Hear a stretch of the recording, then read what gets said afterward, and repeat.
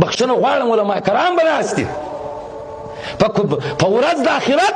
الله پاک د تبلیغ پوښتنه په ولا که درڅه وکړي که نه عالمه پوښتنه وکړي چې ته 4 میاشتې راوینډ له تللی وې که نه وې تللی دا پوښتنه درڅه کوي چې دا تربور دې بېعزته کېدی ته ولې خاموش وې خور دې بېعزته کېده مور دې بېعزته کېده وطن دې برباده کېدی ته خاموشه ناست وې څوک نن موږ پښتانه د بلې پارټۍ غم بولي څوک د بلې قبیلې غم بولي څوک د بلې ضلعې غم بولي په دا ځان نسي خلاصولی که ځان بهترین مسلمان بولې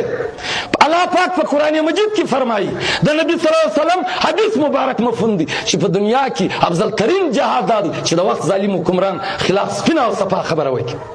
تبلیغ نه دی بیان کړی یو شی نه دی بیان کړی دا آیات بیان کړی اوس هر چاته معلومه ده چې د وخت ظالم حکمران څوک دی ظلم څوک کوي هر چاته معلوم دی او بیا زموږ ځینې پښتانه ایجوکیټډ په سیاست پوه د وطن په وسایلو په مسایلو پوه چې دعوت ورکړي یا پی ټي ایم ښه خبره کوي بالکل خبره څوک مجبوري ده سرکار ظالم دی ولې که ظالمه دا خبرې موږ مسلمانان یو امنتو بالله د هر پښتانه زده د امنتو بالله څه معنا امنتو بالله مسلمان د الله پاک سره وعده کوي حلف جناحي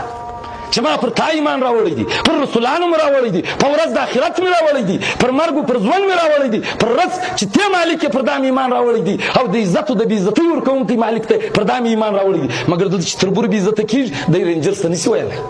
دی د عالمي خلاف خبره نشي کوی بیا بېعزته کېږي معنا دا چې کلمه دې په دروغ ویلې ده که کلمه موږ په رښتیا ویلې ده او دا زما ایمان دی چې ګوردو په رښتیا ویلې ده پرېږده هېڅ مجبورۍ نشته کومې مجبورۍ پاته سوې بالا بیا د بیمه ډېر معتبره خلک ناست یوه مجبوري پاته ده چې بیا د بیمه په کور نه دي راننوتلي دا زنانه یې تر لاس نه ده راسنیولې کشکړې نه ده نور یې څه نه در سره وو